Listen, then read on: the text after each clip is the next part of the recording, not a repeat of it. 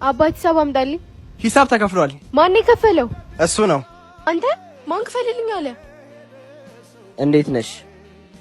ምን አገባህ? ኑሮን አትኖርም? እቺን ከፈልኩኝ ብለህ ለማውራት ነው? የተሻለ ሰው አግኝቻለሁ፣ ትቻለሁ። ተወኝ። በየካፌው የዞርክ ሴት ከምትገብስ ስራህን አትሰራ? ምን እንዳናደደሽ አልገባኝም። መለያየታችን እኮ ጠላት ያደረገ ነው። አስተናጋጅ። አቤት። አረ የኔ በጎ ሰው፣ እኔ ለራሴ አላንስም። ያንተ ልቅምቃሚ ገንዘብ ወሰድ ትችላለህ። የሱን ገንዘብ መልስለትና የራሴን ሂሳብ አምጣልኝ። አንዴ ሂሳብ ተቀብያለሁ እኮ እናት።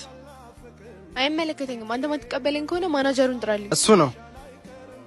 አንተ ማናጀር ሆነህ ነው እኔ ላይ የምትቀልድብኝ? የእንጀራ ገመድህን ነው እሺ ይበጥስልህ። አሁኑኑ ባለቤቱን ጥራልኝ። ምን ይገትርሃል? አሁኑኑ ጥራልኝ። አቤት፣ እኔ ነኝ። ምን? እንዴት ሰው በዚህ ፍጥነት ይቀየራል? ከሰራ ይቀየራል። አንቺ ግን ምንም አልተቀየርሽም። እኔ እኮ ለእኔ ከምትከፍል ለተቸገሩት ብትረዳ ብዬ። ለጥፋትሽ ይቅርታን እንጂ ምክንያት አትፈልጊ። ማገዙን ደግሞ ከምንም በላይ ለሚያስፈልገው ሰው እያገዝኩ ነው። አንቺ ግን ለሌላ ጊዜ ወንድ ልጅ አትናቂ።